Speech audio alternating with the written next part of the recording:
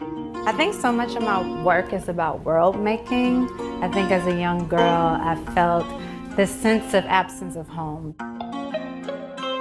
Soaking up sunrises in private lanais on the islands of Kauai, Hawaii. Taking shots of Taka vodka, searching operas in the 7th octave. Remixed with pop, lock, and drop, and the party don't stop. Bacardi lemon drops sip from the bellies of willing participants to the celebration of the apocalypse.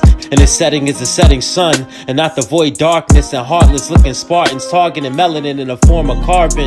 With 6 neutrons, 6 protons, and 6 electrons. And protection is needed because life has become lush beaches. And the season feels as spring but will fall into autumn view. And the thoughtful become the enemy. And the energy of ignorance has prevailed. And we're sailing through life on private yachts with private thoughts shaped in the training. And the brain has been taught to operate in limited capacity because the enemy has learned the gravity, the path that peace could create. When the anatomy of the African me, made in my father's image, vintage in my mother's heart, and walking the earth, sky, and sea as the son of the sun. I am one of one, but there are many like me, and it's likely that once we understand the stock we're made with, we can never be slaves to the clocks of revelation. We're toasting to the end of the world. We're partying like it's 1999. We have 99 problems, and we're jubilating with the tuba lady. I just saw a new Mercedes parked on the street that reeked of urine on an early Saturday morning when the sun rose on the poor, and this level of mourning was normal. Cheers to the years of fighting, grinding from the bottom, only to find that there's a lower dimension where dimensions lived in the sins of a few.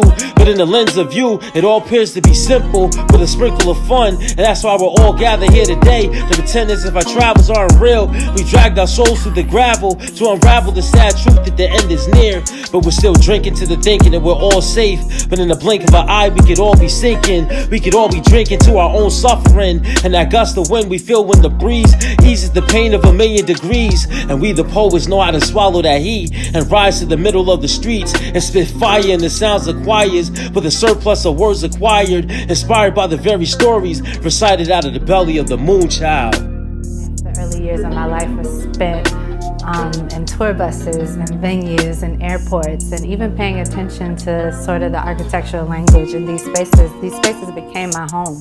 So a lot of my work is really about creating universes. You know, I'm trying to create cities on stage. I'm trying to leave behind worlds for young Black girls really to discover